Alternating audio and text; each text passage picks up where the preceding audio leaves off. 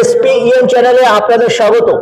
আমার সঙ্গে আছেন এমন দুজন মানুষ যারা ময়দানের ঘাসে ফুল ফুটিয়েছেন। মোহনবাগান ইস্ট বেঙ্গল ম্যাচে গোল করেছেন কৃষ্ণগোপাল চৌধুরী। একটা সময় ৮০ দশকের মাঝামাঝি খুব সুনামের সাথে ফুটবল খেলেছেন এবং তার ভাই নবগোপাল চৌধুরী, উনিও কিন্তু ইউনিভার্সিটি ব্লু হাওড়া ইউনিয়ন খেলেছেন, কিন্তু দু ভাই ফুটবল খেলেছেন। সুমিত বাগচি, অমিত বাগচি, হাবিব আকবর অনেক আছে, কিন্তু এনারা আবার গানের জগতে খুব সুপরিচিত নাম। এরা যখন ফুটবল মাঠে এরকম ঘাসে স্ফুলিঙ্গ ছুটিয়েছেন, সুরেলা গড়াতে যখন এরা পোডিয়ামে ওঠেন, মঞ্চে ওঠেন, মানুষকে মাতিয়ে দেন। আজকের এই যে শুভ সন্ধ্যা ভেটারেন্স ক্লাবের বিজয় সম্মিলনী, সেখানে আমরা দু ভাইকে পেয়ে গেছি। কৃষ্ণদা, ফুটবল ছেড়ার পর তুমি কোচিং এ না এসে গান বাজনা নিয়েই আছো কেন? অ্যাকচুয়ালি গান বাজনা নিয়ে থাকাটা আমার পরিবারে তো একটা প্রচলন আছে। ছোটবেলা থেকেই বাবাকে মাকে দেখেছি গানের মধ্যে আমার পরিবার। হ্যাঁ, সেই থেকে গান একটা তৈরি হয়ে গেছিল।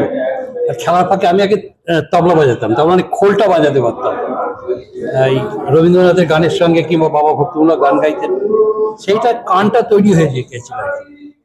খেলার সময় সুযোগ পাইনি প্র্যাকটিসের জন্য, তাই অবসর সময় এখন অধের সময় পাচ্ছি। ভালো লাগছে। এখন নিজেকে ভালো রাখবার জন্য আমি সবাইকে বলবো যে নিজেকে ভালো রাখবার জন্য, ভালো থাকবার জন্য যে কাজগুলো করা, তার মধ্যে এই সঙ্গীত একটা অন্যতম মাধ্যম। সেইটাকে সবাইকে বলবো, হয় শোনো না গান করো। শরীর ভালো থাকবে। কৃষ্ণদা, বাংলার ফুটবল একটা কঠিন সময়ের মধ্যে দিয়ে চলছে। বেটিং নিয়ে অনেক চর্চা হচ্ছে, গ্রেপ্তার হয়েছে। তোমাদের সময় হঠাৎ ছিল, কিন্তু টাকা পয়সা দিয়ে বেটিং, এটা তুমি কি বলবে? দেখো, আমি যখন শুনলাম আমারই প্রাক্তন ক্লাব, আমার খেলার জীবনের একটা খিদিরপুর ক্লাব, একটা প্রথম দিককার অচ্যুত ব্যানার্জির কোচিং, ভূতনাথ বিশ্বাস তখন ছিলেন। তাদের একটা আলাদা দাপট ছিল। আমার শুনে খুব, যখন আমি ব্যাপারটা দেখলাম, কাগজে পড়লাম, খুব দুঃখ পেয়েছিলাম। এই ক্লাবের একটা আলাদা ঐতিহ্য, যেখানে হাজার প্রসুন্দা থেকে আরম্ভ করে সবাই, গৌতম সরকার, প্রসুন্দা থেকে আরম্ভ তপন বোস, কারা না ওইখান থেকে গেছে বড় ক্লাবে। হ্যাঁ, আমাদের সময় আমরা ৬ জন গেছিলাম। আমাদের সময় ৬ জন আমরা বড় ক্লাবে গিয়েছিলাম ওই ৭৭ সালে। যেমন আমি বলছি, আমাদের সময় ছিল কিরণ রায় থেকে আরম্ভ করে খিদিরপুর ক্লাব থেকে আমরা অনেকে বেরিয়ে গেছিলাম। উত্তম সাহা, সুকুমার মুখার্জি, এরা সবাই বড় ক্লাব খেলেছে ওই সময়টা। আমাদের একটা এত সুন্দর বেড়েছিল। যাই হোক, সেসব দিনগুলো শুনে খুব কষ্ট লেগেছিল। এটা কি নির্মূল করা উচিত? গোটা মুখ ভালোবাসা, বেঁচে গেলে এটা আগে হয়তো অন্যভাবে হতো। চ্যাম্পিয়নশিপের দৌড়ে যেগুলো, তারা হয়তো সেই জায়গা থেকে না, কিন্তু সেখানে কি টাকা পয়সা ইনভলভ না, সেরকম কিছু ছিল না। খাতিরে এখানে সেটা আমার শুনেছি। হ্যাঁ, সেটা শুনে বলছি। আমরা কোনোদিন দেখিনি, যেহেতু আমার সে সময় ছিল না। খেলতাম, ট্রেন ধরে বাড়ি চলে যেতাম। তবে যখন কিছু কিছু কানাঘুষো শুনতাম, তখন এরা খারাপই লাগতো। আমি নিজে কোনোদিন এটাকে সমর্থন করি না, এখনো করছি না, এবং তখনও করিনি। কোনো কম্প্রোমাইজ, খেলার সঙ্গে কোনো কম্প্রোমাইজ নয়। আপনি গান বাজনার জগতে কি কৃষ্ণদাকে দেখিয়ে এলেন? আমার বাবা করতেন, দাদা করতো, তারপর আমিও এখন আছি। তারপর আমি এখন সরকারি মানে একটা ভাতা পাই গানের ওপরে, এই মমতা ব্যানার্জির যে ইয়েতে, বাউলদের ইয়েতে ভাতা পাই। তা আমি গান বাজনা আমার বাবার থেকেই সৃষ্টি। বাবা, মা, আমরা, দাদা তো আছেই, দাদাকে দেখেই তো আমরা এসছি।